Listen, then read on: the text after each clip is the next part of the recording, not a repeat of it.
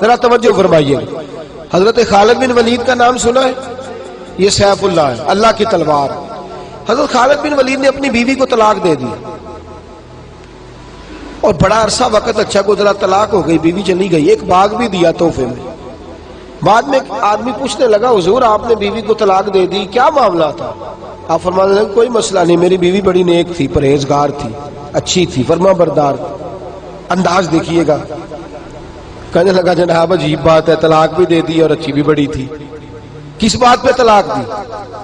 آپ فرمانے لگے وہ میرے ساتھ 27 سال رہی ہے. کتنے سال؟ اور میں انتظار کرتا رہا ہوں. میرے نبی پاک صلی اللہ علیہ وسلم نے فرمایا جس کو اللہ تکلیف نہیں دیتا اس سے اللہ ناراض ہوتا ہے. میں نے 27 سال انتظار کیا، اس کے تو کبھی سر میں درد نہیں ہوا تھا. تو آپ فرماتے ہیں میں نے اسے ایک باغ دے کے بھیج دیا اس کے میکے. میں نے کہا تیرے اوپر چونکہ آزمائش نہیں آتی تو کہیں ایسا نہ ہو اللہ تجھ سے ناراض ہے تو مجھ سے بھی ہو جائے. مانے لگے اس خیال میں نے اس کو بھیج دیا ہے کہ اس پہ تو تکلیف ہی کبھی نہیں آئی. ہمارے ہاں ذرا ذرا سی آزمائشیں ہیں اور لمبے چوڑے پہاڑ ہیں. اور ایک اور بات سن لیں، آزمائشوں میں جو جینا سیکھ جاتا ہے نا، رب کریم اسے درجے بھی بڑے ہی عطا فرماتا ہے. جس کا دنیا میں کوئی سہارا نہیں نہ بنتا پھر اسے خدا کی رحمت آگے بڑھ کے سہارا عطا فرماتی. اپنی زندگی کے اندر آزمائش سے لڑنا، تکلیف سہنا، ذہن بنا لے تکلیفیں آئیں گی، آزمائشیں آئیں گی، بیماری آئیں گی، مجھے برداشت کرنا. جس کے اندر برداشت ہے اس کا حوصلہ بہت بڑا ہے، اور جو برداشت سے آ رہی ہے وہ ختم ہو جائے.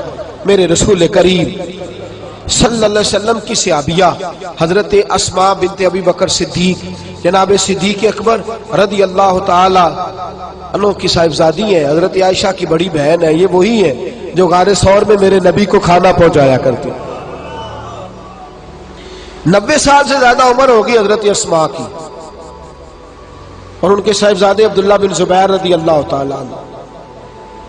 90 سال سے زیادہ عمر ہوگی اور ان کے صاحبزادے لڑائی کر رہے ہیں حجاج بن یوسف کے ساتھ.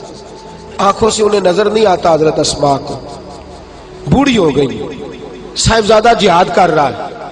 حضرت عبداللہ بن زبیر اپنی والدہ کے پاس آئے اور آ کے کہنے لگے اماں میرے کچھ ساتھی بھاگ گئے ہیں، کچھ کمزور ہو گئے، حجاج کے ساتھ میرا مقابلہ ہے. والدہ بڑا کم نظر آتا ہے، پریشان ہے، 90 سال سے زیادہ عمر ہے. اور ماں گلی میں جھگڑا ہو رہا ہو تو بیٹے سے کہتی ہے بیٹے تو اندر آ جا جلدی سے، تو نہ بیچ میں حصہ لے لے.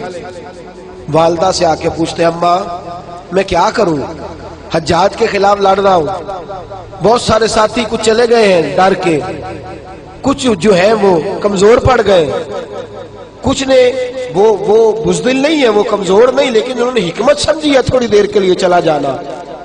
ماں کہنے لگی بیٹے پہلے تو یہ بتا کہ تو حق پہ ہے کہ نہیں، دولت کے لیے تو نہیں لڑ رہا، اقتدار کے لیے تو نہیں لڑ رہا. کہنے لگے اماں قسم اللہ کی عزت کی میں حق پہ ہوں، میں فکر امام حسین کا وارث ہوں، میں ظالموں سے لڑ رہا ہوں.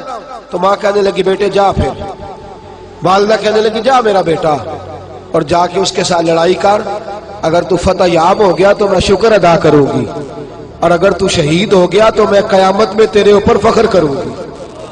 تو کہنے لگے اماں وہ بڑے ظالم ہے، بوڑھی ماں کا حوصلہ دیکھ، وہ بڑے ظالم ہے، وہ تو مسلح کر دیتے ہیں، ناک کان گلا کاٹ دیتے ہیں، اتنا سخت میرا دشمن ہے.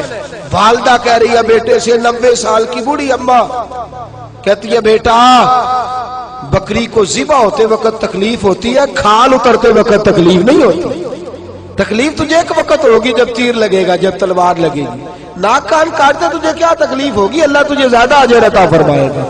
جا مجھے بہادر کی ماں بننے کا شرف دے، بزدل کی ماں بننے کا شرف نہ دے. یہ دلیر ماں کا حوصلہ. یہ لفظ کیا کہ بیٹے کو بھیجا. حضرت عبداللہ بن زبیر لڑے، 14 دن تک آپ کی لاش لٹکی رہی، لیکن 14 دنوں تک آپ کے وجود سے خوشبو ہی آتی رہی.